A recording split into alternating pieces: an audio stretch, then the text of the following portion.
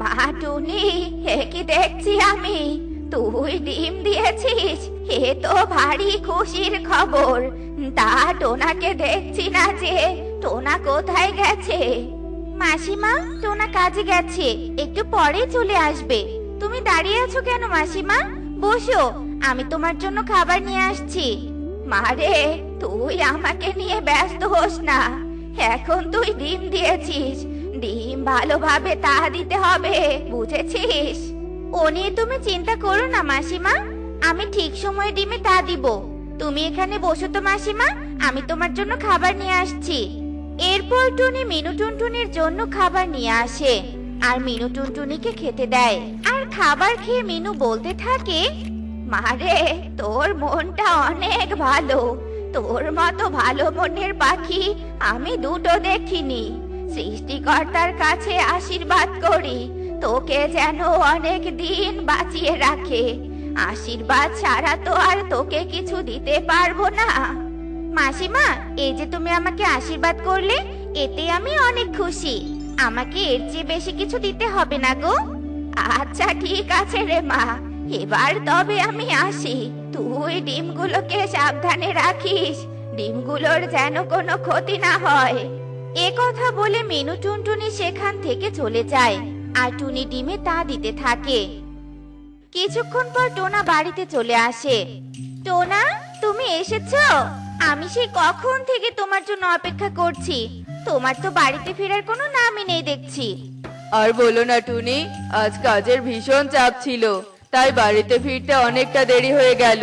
তা তুমি ডিমে ঠিকঠাক ভাবে তা দিয়েছো তো? হ্যাঁ টোনা, আমি ভালোভাবে ডিমে তা দিয়েছি। ও নিয়ে তোমাকে চিন্তা করতে হবে না। তুমি হাত মুখ ধুয়ে এসো, আমি তোমাকে খাবার খেতে দিচ্ছি। হ্যাঁ টুনি, যাচ্ছি।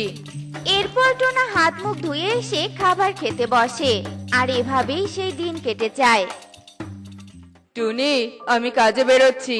তুমি ডিমগুলোকে ঘরে রেখে বাইরে কোথাও যেও না, তাহলে ডিমগুলো চুরি হয়ে যেতে পারে। ডিম থেকে ছানা বের না হওয়া পর্যন্ত তোমাকে খুব সাবধানে থাকতে হবে, বুঝেছো? ঠিক আছে টোনা, আমি ঘরেই থাকবো, ঘর থেকে কোথাও যাব না। এরপর টোনা কাজে চলে যায় আর কিছুক্ষণ পর আকাশ ভীষণ কালো অন্ধকার হয়ে আসে আর বৃষ্টি শুরু হয়ে যায়।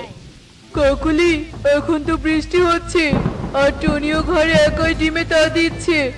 এখন যদি আমরা ঈগল দাদাকে খবর দেই তাহলে কেমন হবে বলো তো? কালু, তাহলে তো ভালোই হয়।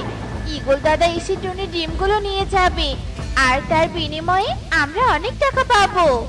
তাহলে আর দেরি কিসের, চলো আমরা এক্ষুনি ঈগল দাদার কাছে যাই। এরপর কালু ও কাকুলি ঈগলের কাছে যায়। কি ব্যাপার কালু কাকুলি, তোরা এখানে কেন, তাও আবার এই বৃষ্টির সময়? ঈগল দাদা, আমরা তোমাকে একটা খবর দিতে এসেছি।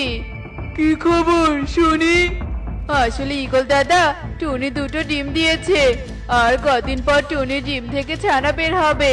তাই ছানা বের হওয়ার আগে তোমাকে খবর দিতে এলাম, কারণ তোমার পাখির ডিম অনেক পছন্দ। হ্যাঁ কালু, তুই ঠিক বলেছিস, আমার পাখির ডিম অনেক পছন্দ। কিন্তু টুনি যে ডিম দিয়েছে তা তো আমি জানতামই না। তোরা আমাকে খবর দিয়েছিস, অনেক ভালো করেছিস। এর জন্য তোরা অনেক টাকা পাবি। দাঁড়া, আমি তোদের জন্য টাকা নিয়ে আসছি। এ কথা বলে ঈগল কালু কাকু কাকুলির জন্য টাকা নিয়ে আসে আর কালু ও কাকুলিকে টাকা দেয়। এই টাকাগুলো তোরা তোদের কাছে রাখ। তোরা চাইলে আমি তোদের আরো টাকা দিব। তোর বিনিময়ে তোদের খবর এনে দিতে হবে কার ঘরে পাখির ডিম আছে, বুঝতে পেরেছিস? হ্যাঁ ঈগল দাদা, বুঝতে পেরেছি। ও নিয়ে তুমি ভেবো না। এখন তুমি টুনির ঘরে যাও, টুনি ঘরে একাই আছে। তুমি কোনো ঝামেলা ছাড়াই টুনি ডিম নিয়ে আসতে পারবে, কারণ টুনি তোমার শক্তির সঙ্গে পেরে উঠবে না। হ্যাঁ, তো অবশ্য তুই ঠিকই বলেছিস। চল তবে টুনির ঘরে যাওয়া যাক। এরপর ঈগল কালু কাকু কাকুলি টুনির ঘরে যায় আর টুনি ওদের দেখে ভয় পেয়ে যায় আর ভয়ে ভয়ে বলতে থাকে, হে কি, তোমরা এ সময় আমার ঘরে কেন? তোমরা কোনো অসৎ উদ্দেশ্য নিয়ে আমার ঘরে আসোনি তো? দয়া করে তোমরা আমার আর আমার ডিমের কোনো ক্ষতি করো না। তা বললে হয় নাকি টুনি? আমরা তো তোর ডিম নিতেই এসেছি। ডিম না নিয়ে ফিরে যাই কি করে বলতো? তোমরা আমার ডিম নিতে এসেছো মানে? দয়া করে তোমরা আমার ডিম নিয়ে যেও না। দুদিন পর আমার ডিম থেকে ছানা বের হবে। ছানারা আমাকে মা বলে ডাকবে। দয়া করে তুমি আমাকে মা ডাক শোনা থেকে বঞ্চিত করো না, করো না। ইগল দাদা, তুমি টুনির মিষ্টি কথায় ভুলো না। ও তোমার মন গলানোর জন্য এসব কথা বলছে। এমনই সব মজার মজার শিক্ষণীয় টুনি পাখির গল্প দেখতে আমাদের সাথেই থেকো। আর গল্পগুলো কেমন হয়েছে তা কমেন্টে জানাতে ভুলো না কিন্তু। Bye bye.